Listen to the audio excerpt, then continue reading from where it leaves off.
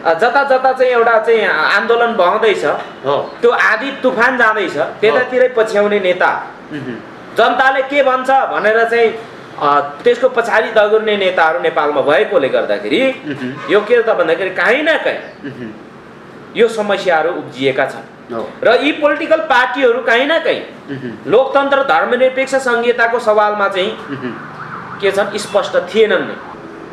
जो चाहिँ संविधान बन्धताका जो चाहिँ सुशील कोइराला प्रधानमन्त्री थिए सुशील कोइरालाले समेत काङ्ग्रेसको मेनिफेस्टो घोषणा पत्रमा चाहिँ कसरी धर्मनिरपेक्ष शब्द घुस्यो हामी त पत्तै भयो।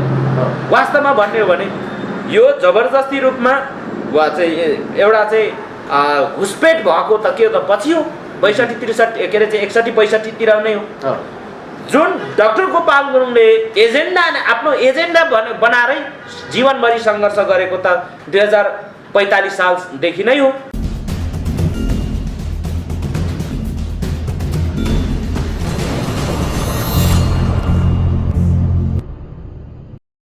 आदरणीय दर्शकबिन पछिल्लो समय जुन एक कार्यक्रम ग्ल्यामर गफको कार्यक्रममा प्रकाश सुवेदी र हाम्रो टिम नेपालमा काम गरिसकेका सामाजिक काम गरिसकेका चर्चित हिरो नायक पल शाह बीचको बहसमा राजा आऊ देश बजाऊ र हिन्दू राष्ट्र नेपाल चाहिन्छ भनेर पल शाहले बोलिसकेपछि यो विषय चाहिँ एकदमै चर्चाको विषय बनेको छ। सामाजिक सञ्जालहरूमा बहस हुन थालेको छ यस विषयमा हामी केही बहस गर्नको लागि Mongol national organisation doctor Gopal Gurung सङ्गठनका केन्द्रीय सदस्य जीवन मङ्गोलसँग छौँ। स्वीकार दिनुहोला, हार्दिक स्वागत छ यहाँलाई। धन्यवाद। विशेष गरेर पल शाह कलाकार चर्चित कलाकार सामाजिक अभियन्ता पनि हो सामाजिक काम पनि गर्नुहुन्छ उहाँ। त्यसै गरी धेरै नेता कार्यकर्ता जनताहरूले राजाको माग गर्न थालिसके तपाईँ के भन्नुहुन्छ यो विषयमा? माग गर्नु लोकतान्त्रिक अधिकार हो कसैले माग राख्न पाउँछ तर राजतन्त्र के को लागि किन भन्ने कुरा चाहिँ प्रमुख प्रश्नको विषय चाहिँ त्यो किन भन्दाखेरि राजतन्त्र आउँदैमा चाहिँ के हुन्छ त हैन। यो अहिले पछिल्लो समयमा ब्राह्मणवादी चरित्र बोकेका पार्टीहरूको अकर्मण्यता उनीहरूको एउटा चाहिँ कमजोरीको कारणले गर्दाखेरि या त नियत बस भनौँ या अब त्यो चाहिँ एउटा आफ्नो कमजोरीको कारणले हैन यो एक खालका चाहिँ एउटा जुन राजनीतिक एउटा परिदृश्यहरू चाहिँ देखा परेका हुन् हैन। र पल शाह मात्र होइन सदनमै पनि कहीँ न कहीँ चाहिँ संहिता धर्मनिरपेक्ष जस्ता विषयहरूमाथि अलिकति प्रहार भइरहेको अवस्था हो। किनभने पल शाह त चाहिँ एउटा उनले चाहिँ कसैको उक्साहटमा बोले एउटा कुरा हो तर पोलिटिकल पार्टीभित्रका पनि प्रमुख व्यक्तिहरूले चाहिँ यो अलिकति कहीँ न कहीँ उठान गरिरहेको देख्छु। जस्तो महेश बस्नेतले चाहिँ 8 बुँदे एउटा प्रस्ताव चाहिँ आफ्नो पार्टीभित्र चाहिँ छलफलमा पेश गर्यो भनेर चाहिँ आइरहेको छ समाचार। त्यसमा पहिलो बुदामै संहितालाई चाहिँ पुनर्विचार गर्नुपर्ने भनेर चाहिँ यो त लिखित रूपमा आयो नि त। तर पहिला केपी ओलीले चाहिँ कुनै न कुनै फायर साइट भन्ने कान्तिपुरको चाहिँ एउटा कार्यक्रममा फायर साइट भन्नेमा चाहिँ केही वर्ष अगाडि केपी ओलीले संहिताले भेष तान्दैन धर्मनिरपेक्ष हुनुहुँदैन हैन जस्ता सवालहरू र यहाँ चाहिँ जातीय मुद्दाहरू चाहिँ बढी केन्द्रित भयो। अब चाहिँ के भने जातिको कुरा नगरौँ भन्ने खालका किसिमको जुन आयो नि त्यो भनेको कहीँ न कहीँ एउटा राज्यका शक्तिशाली एउटा ओहदामा बस्नेहरूबाटै यो कुरा आइरहेको छ कि किनभने यो चिन्ताको र चासोको विषय हो। पल शाहले चाहिँ बोल्यो किनभने उसलाई सोधेपछि चाहिँ बोल्यो किनभने कसैले उचाल्यो अथवा कसैले चाहिँ मोटिभेट गरिरहेछ। किन भन्दाखेरि राजा चाहिँ यहाँ चाहिँ 100औं राजा भन्दा चाहिँ एउटै राजा ठिक भन्ने पल शाह जतिको कलाकारलाई कसैले कसैको उक्साहटमा बोल्न सक्छ र भने होइन उक्साहटमा त बोलिरहेछ पक्कै पनि उसार कसैको उसारमा बोलिरहेको छ। राजा आउने चाहना र एउटा हिन्दू राष्ट्र नेपाल हुनुपर्छ भन्ने चाहना पनि उहाँमा हुन्छ। राष्ट्र त मैले पनि यहाँ चाहिँ मङ्गोल राष्ट्रको कुरा गरिरहेको छु नि गर्न त होइन, तर गर्ने एउटा के हुन्छ नि संविधानले चाहिँ जुन अधिकार दिएको छ उनीहरू त अधिकार सम्पन्न छ नि त, खस आर्य भनेर छ। जो आज अधिकार सम्पन्न भएका छन्, अधिकार सम्पन्न भएर चाहिँ बाँचिरहेका छन्, सामाजिक रूपमा राजनैतिक रूपमा आर्थिक रूपमा सम्पन्नै छन् नि त। अब राजा चाहिँ किन आवश्यकता हो?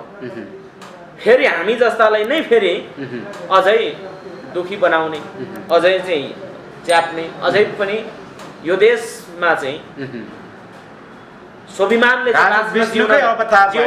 पनि राजाको आवश्यकता छ भन्नुभएको छ है। विष्णुको अवतारमा चाहिँ रुवाबासी चल्यो त, किन त्यति बेला चाहिँ के अरे चाहिँ बचाउन सकेन त विष्णुको अवतारलाई? किन बाँच्न सकेन? साँच्चीकै राजा विष्णुको अवतार हुन्थ्यो भने त्यो विष्णुकै अवतार भएको त्यो परिवारमा चाहिँ किन त रुवाबासी चल्यो? प्रश्न यहाँ छ। आज राजतन्त्र जुन राजतन्त्रको कुरा आइरहेको छ नि, राजतन्त्र यदि राजतन्त्रले चाहिँ देशलाई चाहिँ साँच्चीकै एउटा यस्तो देश बनाएको हुन्थ्यो भने आज कसैले पनि इभन प्रचण्डले बन्दुक उचाल्नु पर्दैन थियो। प्रचण्डको पछि लागेर चाहिँ लामबद्ध लागेर चाहिँ 17,000ले चाहिँ मानिसले चाहिँ बलिदानी दिनु पर्दैन थियो। ज्ञानेन्द्रले चाहिँ प्रचण्डलाई चाहिँ दबाउन नखोजेको भए त्यसको सट्टामा चाहिँ ल अधिकार तिमीहरूलाई दिन्छु भनेर भने प्रतिबद्धता गरे अथवा चाहिँ त्यो दिनतिर चाहिँ लागेको भए ज्ञानेन्द्र त कसैले नै फ्याक्दैन थियो। फ्याक्यो लोकतन्त्रवादी हिन्दू निरपेक्षवादी र जुन अहिले यतिखेर संघीयताको विरोध गरिराख्ने नेताहरू होइन छन् नि, उहाँहरूलाई त राजा चाहिएकै रहेछ नि त। यो के छ भन्दा क्रमिक रूपमा उहाँहरूले आन्दोलन गरिराख्नु भएको छ। सुन्नु न, जनताहरूलाई कासिराख्नु भएको छ। राजा कसले चाहन्छन् म बताइदिन्छु एक एक गरेर भनिदिनुहोस्। 2006 सालमा जन्मिएको नेपाली काङ्ग्रेस हिन्दू राष्ट्र चाहन्छ, राजा पनि चाहन्छ है। किन भन्दाखेरि त्यहाँका चाहिँ नेतृत्व हिन्दूवादी छन्, ब्राह्मणवादी छन्। अब जति बेला त्यो चाहिँ नेपाली काङ्ग्रेस चाहिँ अरूको हातमा चाहिँ यहाँका मङ्गोलहरूको हातमा जान्छ, यहाँका उत्पीडितहरूको हातमा जान्छ भनेरै बिपी कोइरालाले हस्तक्षेप गरेर चाहिँ काङ्ग्रेस बनाएको हो। र अहिले त्यो काङ्ग्रेसभित्रका चाहिँ एउटा त्यो काङ्ग्रेसभित्रका र चाहिँ कोइरालाको चाहिँ विरासतलाई चाहिँ होइन पछ्याइरहने जो कोइराला खलगहरू छ तिनीहरू हिन्दू राष्ट्र चाहन्छन् स्पष्ट। त्यसमा एउटा चाहिँ भ्रष्टाचार मुद्दामा जेल समेत परेका खुमबहादुर खड्का अहिले मरेर त गए है। खुमबहादुर खड्काले पनि हिन्दू राष्ट्रको चाहिँ आवाज उठाएकै हो भनेपछि त्यो पोलिटिकल पार्टी विगतदेखि नै छ, अहिले पनि पोलिटिकल पार्टीको रूपमा छ। नेपाली काङ्ग्रेस एउटा चाहिँ दोस्रो शक्तिकै रूपमा हो। अब दोस्रो नेपाल कम्युनिस्ट पार्टी र आजको चाहिँ एमाले माओवादी भनेर चाहिँ भनेका छन्। र अहिलेको जो नेपाल कम्युनिस्ट पार्टी भनेर चाहिँ जो बन्यो र बनिसकेपछिको परिदृश्य के हो भन्दाखेरि एउटा हिन्दू अतिवाद हिन्दू राष्ट्रवादको नारालाई चाहिँ काहीँ न काहीँ चाहिँ घुसपेट गराउनु पर्छ भन्ने, संघीयताको विरोध गर्ने, निरपेक्षको विरोध गर्ने र सापेक्ष राष्ट्र नै बनाउनु पर्छ भन्ने र एकात्मक शासन नै चलाउनु पर्छ भन्ने एउटा खेमा। त्यो भनेको के हो भन्दाखेरि नेकपा एमाले, त्यसको नेतृत्वकर्ता केपी शर्मा ओली। यी पार्टीहरूले मलाई जहाँसम्म लाग्छ मदन भण्डारी बाहेक होइन, मदन भण्डारी बाहेकले कुनै पनि नै यस्तो सशक्त तरिकाले चाहिँ एउटा चाहिँ राजतन्त्रको विरोध गरेको मैले देखेँ। इभन बाहुनै भए पनि मदन भण्डारीले चाहिँ काहीँ न काहीँ एउटा त्यस्तो खालको चाहिँ एउटा च्यालेन्जिङ त्यो समयमा दिएको मैले भिडियोहरूबाट चाहिँ देखेँ।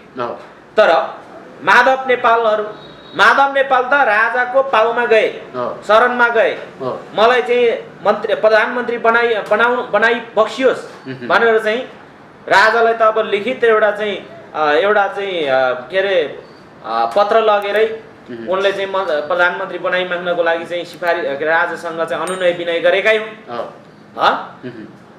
कालो चाहिँ के अरे चाहिँ बोका होइन राँगाहरू चाहिँ भोग गरेकै हुन् अब यो कम्युनिस्टका नाममा।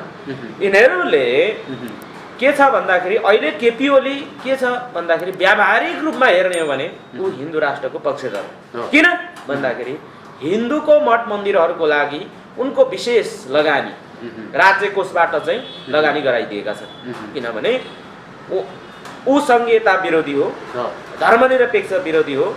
जति बेला चाहिँ पुस 5 गते प्रतिनिधि सभाको चाहिँ पहिलो पटक चाहिँ फेरि जुन चाहिँ सदन चाहिँ विघटन भयो, प्रतिनिधि सभा विघटन भयो, विघटन भइसकेपछि विभिन्न चाहिँ त्यति बेला आन्दोलनहरू भए। एउटा प्रतिभवनको पक्ष भनेर चाहिँ आन्दोलन गर्यो हैन।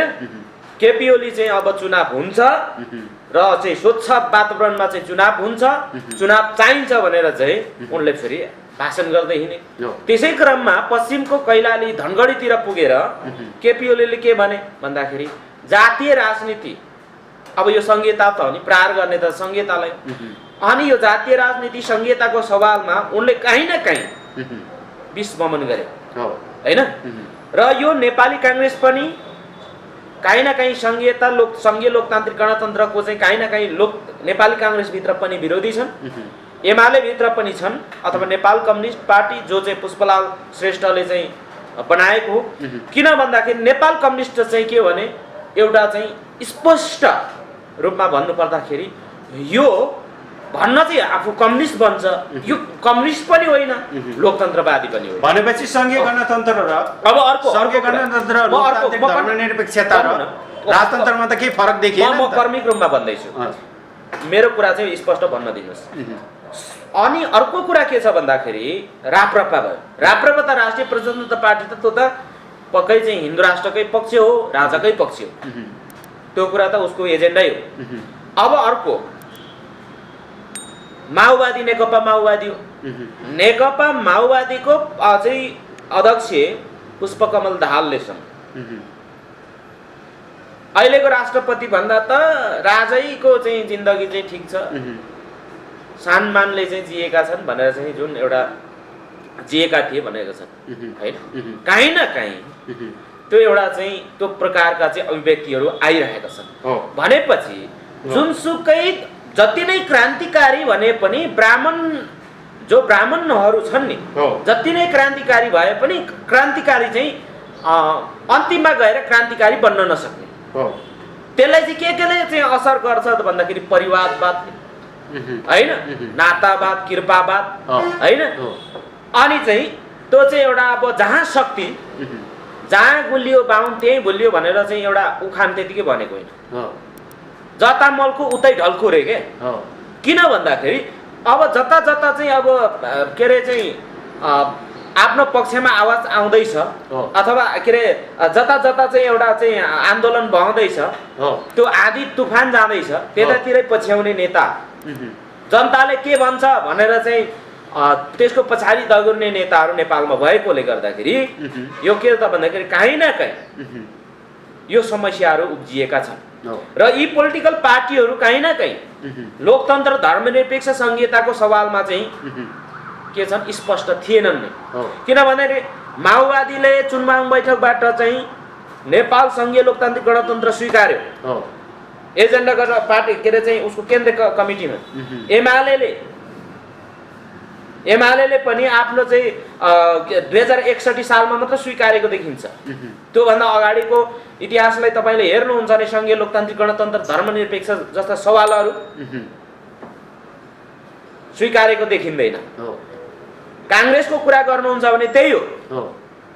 इभन जो चाहिँ संविधान बन्धताका जो चाहिँ सुशील कोइराला प्रधानमन्त्री थिए, सुशील कोइरालाले समेत काङ्ग्रेसको मेनिफेस्टो घोषणा पत्रमा चाहिँ कसरी धर्मनिरपेक्ष शब्द घुस्यो। हामी त पत्तै भयो।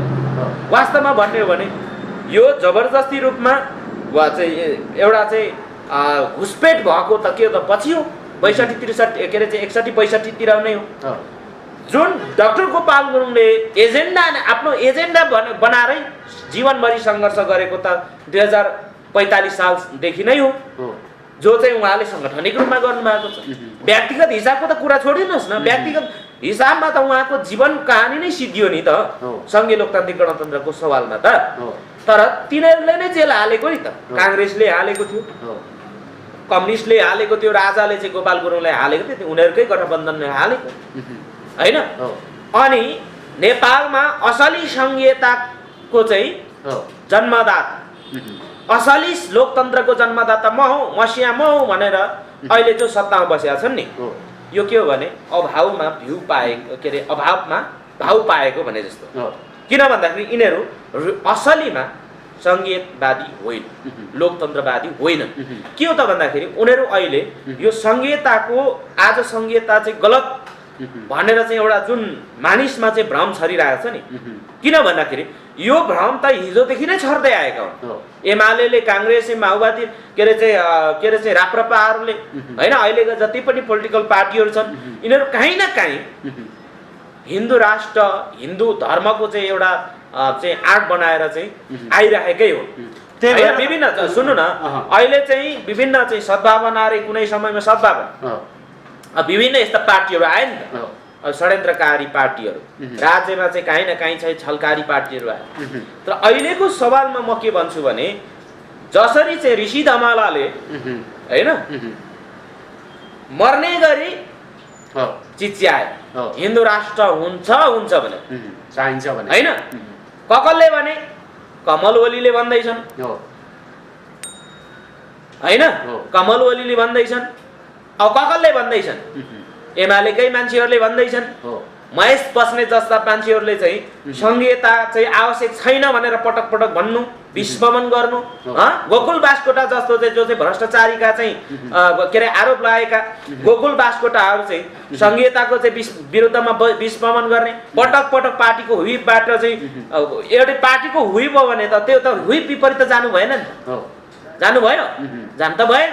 तर पार्टीको हुइप विपरीत गएर अनि चाहिँ त्यहाँ गर्नु भने के हो त भन्दाखेरि त्यो पार्टी संलग्न छ यो सङ्घीयता मास्नलाई, सङ्घीयता खारेज गर्नलाई, लोकतन्त्र खारेज गर्नलाई, धर्मनिरपेक्ष खारेज गर्नलाई, समानुपातिक समावेशीलाई चाहिँ अझ पुनः समानुपातिक फाइटरहरू जसले जस्तो गोरेबहादुर खपाङ्गीहरू छन् नि, उहाँले त राजाको टिकै लाउनु भयो नि होइन, राजाको टिका लाए उसको प्रसङ्ग भयो।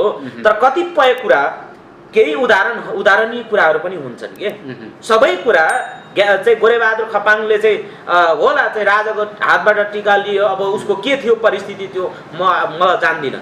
तर मैले के हेर्छु भन्दाखेरि ती व्यक्तिहरू आज के अरे चाहिँ जिन्दगीभरि होइन उनीहरूले चाहिँ सङ्घर्ष गरे, तपस्या गरे नि त, उहाँहरूले तपस्या गर्नुभयो नि त। होला कहीँ कसैले गल्ती गर्यो व्यक्तिगत हिसाबले चाहिँ अब त्यसलाई अब धेरै म इस्यु बनाउन चाहन्न, किन भन्दाखेरि उहाँहरूले गरेका केही योगदान पनि छन् के यो समाज, बुझ्नु भएन। तर ती व्यक्तिहरू त त्यतिकै चाहिँ मरेन होइन, उनीहरू त्यही वकालत गर्दै होइन अन्तिममा आफ्नो चाहिँ जीवन उत्सर्ग गरे, बुझ्नु भएन। जस्तो पूर्वमा हेर्नुहुन्छ भने चाहिँ त्यस्ता धेरै दिग्गज व्यक्तिहरूले चाहिँ नेपालमा सङ्घीय लोकतान्त्रिक गणतन्त्र धर्मनिरपेक्षको वकालत गरेका छन् होइन। गोपाल गुरुङले चाहिँ जिन्दगीमा एउटा आफ्नो मरेर जाँदाखेरि एउटा घर पनि थिएन, तपाईँ के भन्नुहुन्छ? असली रूपमा चाहिँ लड्ने भनेको उहाँहरू हो होइन। गोपाल तपाईँले हेर्नुहोस् अनलाइन खबरले चाहिँ लेख्यो कि प्रथम लोकतन्त्र स्पष्ट आफ्नो चाहिँ कार्यदिशा आफ्नो भिजन सहितको चाहिँ लोकतन्त्रवादी नेता भनेको गोपाल गुरुङ हो भनेर चाहिँ लेखेकै थियो त अनलाइन खबरले। र प्रथम लोकतन्त्रवादी रामराजा प्रसाद सिंह होइन, रामराजा प्रसाद सिंह जस्तो मान्छेहरू चाहिँ थिए नेपालमा हो। रामराजा प्रसाद सिंह पनि स्पष्ट एउटा चाहिँ वक्ता मध्येमा चाहिँ रामराजा प्रसाद सिंह पनि हो होइन।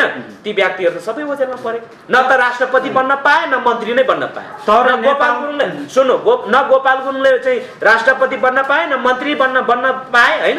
किन भन्दाखेरि यहाँको परिस्थिति त्यस्तो बनाइएको थियो, जीवनभरि आफ्नो चाहिँ आफ्नो आवाज बुलन्द गरिराखे तर कहिले पनि उहाँहरूले लाभको पद दिएन। जो अहिले सङ्घीयताको ममस्या भन्छ नि त्यसले अर्बौं खर्बौं भ्रष्टाचार गरेको छ, अर्बौं खर्बौं सम्पत्ति लुकाएर राखेको छ। किन खोज्न जानुहुन्न तपाईँहरू? जानुहोस्, तपाईँहरू पत्रकार काम खोज्ने हो, खोजेर ल्याउनुहोस्, जनता समक्ष चाहिँ त्यसलाई चाहिँ अगाडि ल्याउनुहोस् न। तर देशमा लोकतन्त्र गणतन्त्रमा चाहिँ धर्मनिरपेक्षता चाहिँ ठिक छैन, अब हिन्दू राष्ट्र चाहियो भनेर चाहिँ माग कसरी उठे त फेरि? यस्तो पहिलो कुरा के बुझ्नु पर्छ भन्दाखेरि व्यवस्था आफैमा खराब होइन, लोकतन्त्र बुझ्नुभयो नि। यदि लोकतन्त्र आफैमा खराब हो भने दुनियाँमा आज लोकतान्त्रिक मुलुकहरू कतिवटा छ गर्नुहोस्? जम्मा विश्वमा 5 वटा चाहिँ मुलुकहरू चाहिँ कम्युनिस्ट मुलुक हुन्। त्यसमा पनि यो नेपालमा त कम्युनिस्ट भन्ने नै यो हो कि होइन भन्ने छ हैन। रियल कम्युनिस्ट भनेको चाइना कोरियाको जस्तो हुन्छ, क्युबाको जस्तो हुन्छ, अब भियतनामहरू जस्तो हो, तर रियल कम्युनिस्ट भने त्यो हो। यो भारतमै त्यही चाहिँ कुनै समय 1800 के अरे चाहिँ के भन्छ 1985 समथिङतिर चाहिँ इन्डियामा निकै कम्युनिस्टको 75 चाहिँ कम्युनिस्टहरूको निकै चाहिँ माहौल खडा भएकै हो इन्डियामा पनि। तर आज हेर्नुहोस् इन्डियामा पनि चाहिँ जेरो भइसकेको अवस्था छ, काहीँ ढोकढोकी मात्र बाँकी छ। धेरै मुलुकमा कम्युनिस्ट सिद्धिसक्यो, धेरै मुलुकमा राजतन्त्रहरू सिद्धिसक्यो हो। कतिपय अवस्थामा श्रेमोनियल राजतन्त्र राखिएको छ, तर त्यसको मुलुकको अवस्था त्यहाँको चाहिँ कारण, त्यहाँ चाहिँ राजतन्त्र टिक्नुको कारण, राजतन्त्र चाहिँ त्यहाँ चाहिँ पूजनीय हुनुको कारण पनि फेरि छन्। किनभने हिन्दू राष्ट्र देश नेपाल बनाउनु तपाईँहरू तयार हुनुहुन्छ कि हुनुहुन्न? होइन, हिजो भइसकेको छ त, थिएन? आज पनि त हिन्दू राष्ट्र छ त, के फरक छ? संविधानमा त हिन्दू राष्ट्रै लेखिएको छ। धर्मनिरपेक्ष भनेको सनातनदेखि चल्दै आएको संस्कार संस्कृति भनेको भन्नुको मतलब के धर्मनिरपेक्षको अर्थ त्यो हुन्छ, परिभाषा त्यो हुन्छ? त्यसो भएकोले नेपालमा गाई राष्ट्रिय जनावर छ, त्यो हिन्दू राष्ट्रको के अरे हिन्दूको प्रतीक होइन? गाई जस्तो चाहिँ के अरे चाहिँ राष्ट्रिय झन्डाको राष्ट्रियको झन्डा भयो, राष्ट्रिय जनावर भयो, राष्ट्रिय चाहिँ रङ भयो, राष्ट्रिय मन्त्र भयो, सबै हिन्दूकै छ त। अब बाँकी के चाहियो त? अनि सबै हिन्दू नै छ त भनेपछि यहाँ धर्मनिरपेक्षता अझैसम्म छैन। के को धर्मनिरपेक्ष बन्नुहुन्छ तपाईँ? यदि धर्मनिरपेक्ष हुन्थ्यो भने गाई काटेर के अरे गाई कसैले चाहिँ खायो, लडेर मरेर गाई खाँदैमा चाहिँ जेल जानुपर्छ यहाँ धर्मनिरपेक्ष मुलुकमा? तर जेल गइरहेछ नि त। त्यो त राष्ट्रिय जनावर मान्छे मारिँदैछ, राष्ट्रिय जनावर हो नि त। होइन, राष्ट्रिय जनावर भनेर चाहिँ मान्छे मार्न पाइन्छ, गोली हान्न पाइन्छ? पाइन्छ भन्नुहोस् त? मान्छे मार्न पाइन्छ त? अनि कानुनी राज्य भनेको छ, कानुनी राज्य मान्छे मार्न पाइन्छ? गोली हानेर मारेन, गोरु काट्यो भनेर झापामा मारेन। मुस्लिमहरू मारिएका छन्, यहाँका चाहिँ के अरे चाहिँ कामी दमाई सार्कीलाई चाहिँ हानेर मारेका छन्, यहाँका तामाङहरूलाई चाहिँ मारेका छन्, यहाँका चाहिँ के अरे चाहिँ राई लिम्बूलाई चाहिँ कति मारेका छन्, छ नि त? मारेका छन्, के अरे चाहिँ जेलमा चाहिँ झाकेका छन्। भनेपछि हिन्दू राष्ट्र अहिले पनि छ। तर के हो भन्दाखेरि यहाँ भ्रम के छरिँदैछ भने हिन्दू राष्ट्रले के गर्यो के गरेन भन्ने त्यसको समीक्षा चाहिँ हुनु जरुरी छ। विगतमा यसको हिसाब किताब हुन जरुरी छ। विगतमा आज भाग्न पाइन्छ, हिजो दमन गरेको हामीलाई चाहिँ हामीमाथि दमन भएको कुरा, हाम्रो धर्म संस्कार संस्कृति सभ्यतामाथि प्रहार भएको कुराको समीक्षा गरेँ कि नगरे? अझै हिन्दू राष्ट्र बनाएर एक धर्म एक भाषा समीक्षा गर्ने भन्ने कुरा आछ तपाईँ कहाँ? होइन, धर्मनिरपेक्षको समीक्षा होइन, यो चाहिँ अहिले जुन हिन्दू सनातन भनेर चाहिँ जुन प्रकारको दादागिरी छ नि हो, यसको समीक्षा हुनुपर्छ। समीक्षा त यसको हुनुपर्छ। धर्मनिरपेक्षले के गरेको छ? संहिता र धर्मनिरपेक्षले केही पनि गरेको छैन। सबैको भाग बराबरी दिन्छ भने धर्मनिरपेक्ष संस्कृतले कुरा उठाइसके। ए छोड्दिनुहोस् न, त्यो मैस बस्ने तर त दादागिरी गुण्डागिरी गरेर आएकाहरू हो, बुझ्नु भएन? यिनीहरू त देशलाई चाहिँ लिड गर्न आएका होइन, नागरिकलाई यहाँका सबै उत्पीडित सबैको नागरिकहरूको चाहिँ नेपाली नागरिकहरूको लागि हितमा कल्याणमा काम गर्नको लागि नेता बनेकै होइनन्। यिनीहरू भनेको त के हो त, मान्छेलाई चाहिँ तर्साएर आफू चाहिँ दादागिरी गरेर अनि देशको व्यवस्था विरुद्ध त्यही व्यवस्थाको चाहिँ नुन खाएर त्यही व्यवस्था विरुद्ध चाहिँ ओकल्नेहरू चाहिँ के हो त भन्दाखेरि यिनीहरू सबैभन्दा खत्तम, यिनीहरू चाहिँ धमिरा चाहिँ यिनीहरू हो।